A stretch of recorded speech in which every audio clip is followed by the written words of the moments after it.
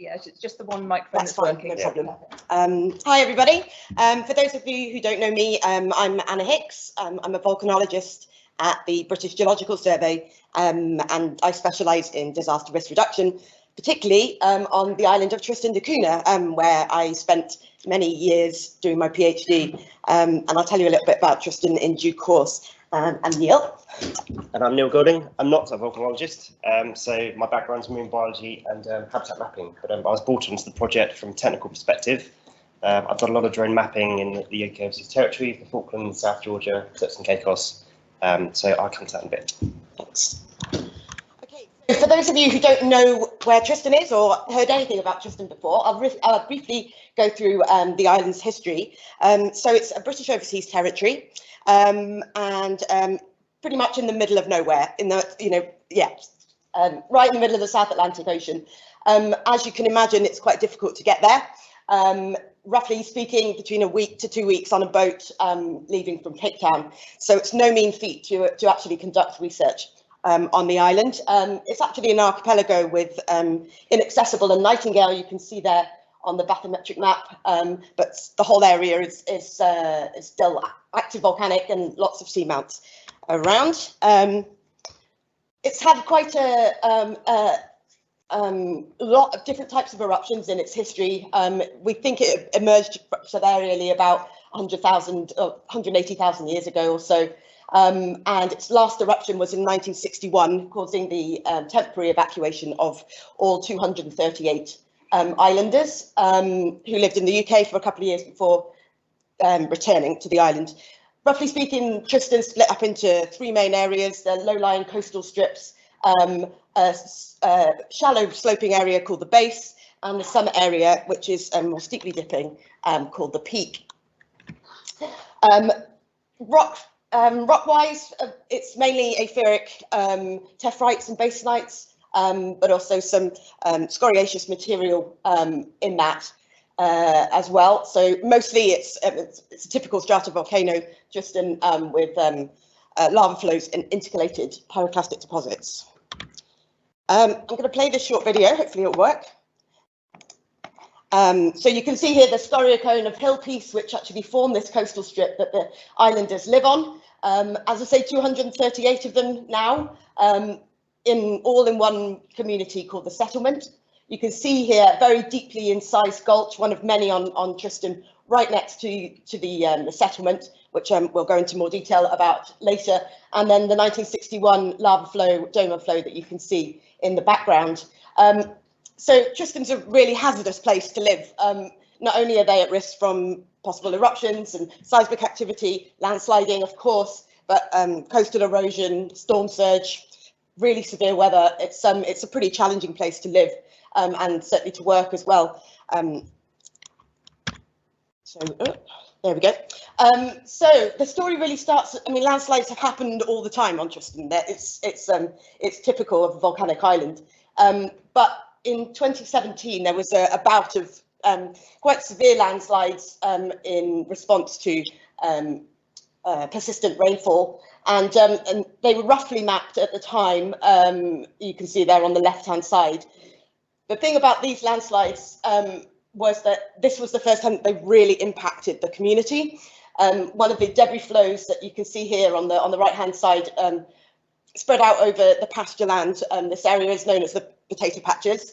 So Tristanians are largely self-sufficient, and so it really impacted their livelihoods for quite a long time, ruining not only the patches, but lots of animals were killed. Thankfully, nobody was injured, but it's one of those things that it's just a matter of time, really. There's different types of landslides on Tristan. These ones were more saturated, so debris flows, but lots of rock falls also occurred at the time. So I was approached back in 2017 by the Foreign Commonwealth and Development Office in my role as being a BGS employee, to have a look at mapping these landslides in more detail, actually getting boots on the ground rather than just look at satellite imagery. Funding just didn't come out, and then of course COVID hit. So this was actually the first time in September of this year that we were last year, that we were finally able to get over to Tristan. So we prioritised 3 study areas. So that's Hottentot Gulch is this gulch right next to the community. That's pretty frequent flash flooding occurs in this area, and then Jenny's Watron, an area which is it bisects the road, the M1, which is the only road from the settlement to the patches, and then Wash Gulch, you just saw a picture of over there. So just to give you an impression of some of these in more detail, this is Hottentot Gulch. You see Neil there in the channel, not wearing a hard hat. Oopsies. And this is a volcanic plug at the back of the settlement. So this is an area really prone to rock falls and had just a small fall just a few weeks before we arrived. This is Jenny's Watron. You can just see the road at the top there, and then Wash Gulch. So a wide variety of material being brought down, both scoriaceous material and these big, weighty, locally known as bluestones, but really apheric tephrites. Right, over to Neil. Okay, so I guess why are we using drones to help fill these knowledge gaps on Tristan? Well, there was a talk earlier today about Sentinel data, part of Copernicus missions. I mean, that's great free data. It's for Sentinel-2, it's only at 10-meter resolution, so it really isn't going to be good enough to look at the detail that we need to look at, or that the BGS team, the land size team, are using to model these land size in more detail. Then you've got the paid-for products like Digital Globe. That goes down to panchromatic at 0.35, but again, it's not going to be good enough. And you have the challenges around cloud cover. So for those Sentinel satellites, notwithstanding the Digital Globe stuff, goes past every 5 to 10 days.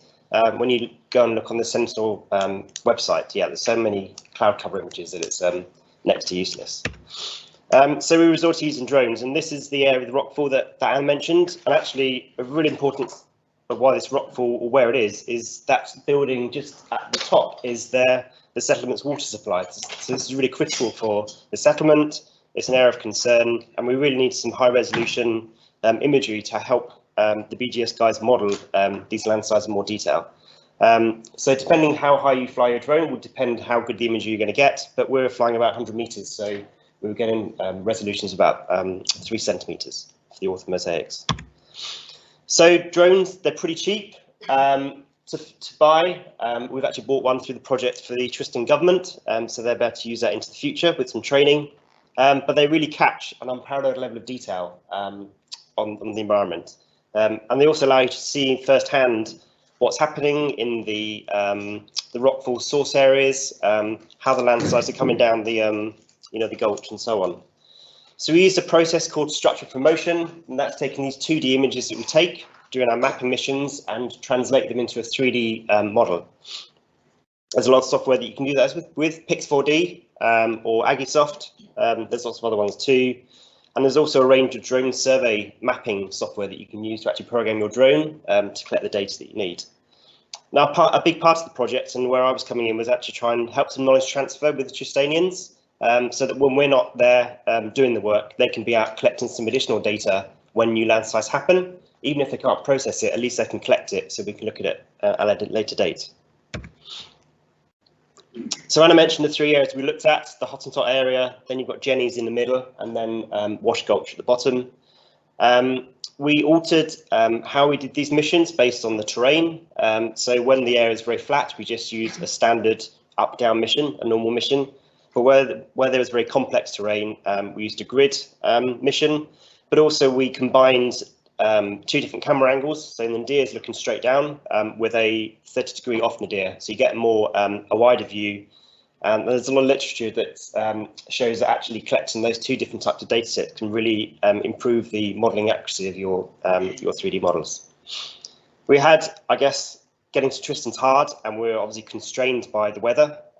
It's exceptionally windy on Tristan, but also getting on off the island. So the boat had to leave early, so we were cut short for the Jenny survey, which is on the middle, but we do hope to get back there in the future to continue.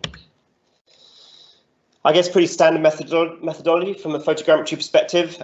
We had a base unit set up, a GNSS system, and then we went out with our ground control points across the survey area to take heights, and these were then applied during the processing. The ag department in Tristan were really helpful, and you can put a fence up to prevent damage by the marauding donkeys that were moving around and the cows. And on the right, you can just see we were using the DJI Air 2S. It's a fairly cheap drone, but it has a large 1-inch sensor. Performs really well in the wind. I've used it in other projects too, and that's taken off on one of Jenny's missions. We use Map Pilot Pro to actually plan the missions. It has a really good feature which utilises SRTM data, the shuttle radar topography mission data. So it alters the height of the drone, I guess, to try and coincide with that model data, and that really helps to improve the accuracy of the data you're getting, because you're keeping closer to the terrain. And I guess other method facts, we're using 80% overlap along a cross track, and yeah, as I said, we're mapping at 100 meters above ground level. All the data was processed through Pix4D.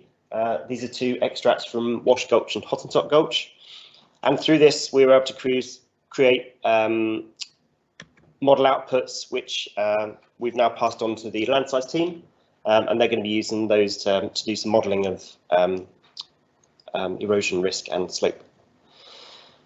So we kept some GCPs back, some ground control points back during the processing, and we applied those as checkpoints just to test how accurate our model was from a topographic perspective. And we had pretty good, mean errors were basically plus or minus 2 centimetres. So that across those survey areas we were quite pleased at.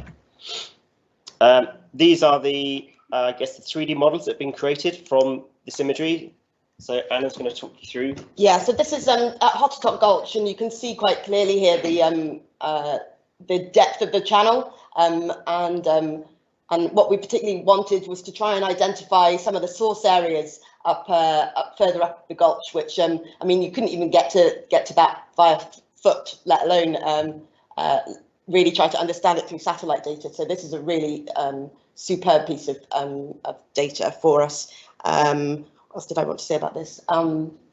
Yeah, so this is the rockfall behind the settlement, and the 61 eruption there. And I mean, this is really just to, I mean, not only to help with the modelling from the landslide perspective, but it's a really useful thing for the islanders themselves. I think, you know, a lot of the people that we showed the initial images to were just, you know, amazed that this is their land, and seeing it from a different perspective, I think really drummed home what the landslide hazard actually looks like, and the risk to the settlement and their livelihoods.